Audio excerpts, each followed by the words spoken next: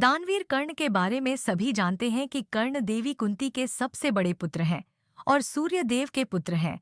और सूर्यदेव ने अपना वादा पूरा करने के लिए अपनी सुरक्षा कवच भी दान कर दिया था। कर्ण ने अपने पूरे जीवन में गरीबों और जरूरतमंदों को पैसा और सोना दान किया और उनके दर पर आने वाले किसी भी गरीब व्यक्ति को खाली हाथ नहीं जाने दिया। लेकिन उन्होंने कभी भी अन्न अनाज का दान नहीं किया। अपने अंतिम समय में जब कर्ण मृत्युलोक को छोड़कर स्वर्ग में गया तो उसे सोने और पैसे के अलावा कुछ नहीं दिया गया। जब इंद्रदेव से इसका कारण पूछा गया तो इंद्रदेव ने बताया कि उन्होंने जीवन भर केवल धन और सोना का ही दान किया और पितरों की शांति के लिए कभी अन्न का दान नहीं किया, इसलिए उन्हें भोजन नहीं दिया गया। देवराज इंद्र की बात सुनकर सूर्यपुत्र कर्ण ने देवराज से कहा, मुझे अनुदान के महत्व का पता नहीं था और अपनी गलती का एहसास होने पर अपनी गलती को सुधारने के लिए कुछ दिनों के लिए पृथ्वी पर जाने का अनुरोध किया। फिर उन्हें कुछ दिनों के लिए पृथ्वी पर भेजा गया। पृथ्वी पर आने के बाद कर्ण ने अपने पूर्वजों को याद किया और उनकी आत्मा की शांति के लिए तर्पण किया और भूखे गरीबों को भोजन दान किया। इन 16 दिनों के बाद लोगों के स्वर्ग जाने का कारण ऐसी मान्यता है। तभी से 16 दिनों का पितृपक्ष मनाने की परंपरा चली आ रही है और इस दिन लोग अपने पूर्वजों की याद में भोज का आयोजन करते हैं तथा अपने पूर्वजों की पसंद का भोजन किसी वेद पाठी पंडित को दान करना या किसी गरीब को दान करना अपना ही महत्व है। हमारे पूर्वज सभी कर्मकांडों को करते हुए देखकर प्रसन्न होते हैं और हमें आशीर्वाद देते हैं।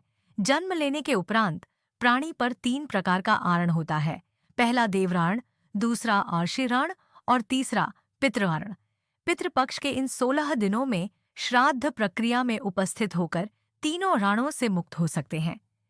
किंवदंती है कि चंद्रमा की ऊर्ध्व कक्षा में पितृलोक स्थित है, जहां हमारे पितृ निवास करते हैं, जिन्हें हम आंखों से नहीं देख सकते। जीवात्मा जब इस स्थूल शरीर से पृथक होता है, उस स्थिति को हम मृत्यु कहते हैं। हिंदू मान्यताओं के अनुसार 1 वर्ष तक प्राय सूक्ष्म जीव को शरीर नहीं मिलता। मोहवश वह सूक्ष्म जीव अपने परिवारजनों एवं घर के आसपास घूमता रहता है।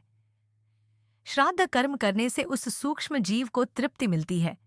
इस अनुष्ठान में जब हम श्रद्धा से ब्राह्मण को भोज्य पदार्थ खिलाते हैं तो पितृ तृप्त होते हैं। महाभारत में प्रसंग आता है कि मृत्यु के उपरांत दानवीर कर्ण को चित्रगुप्त ने मोक्ष देने से इनकार कर दिया था।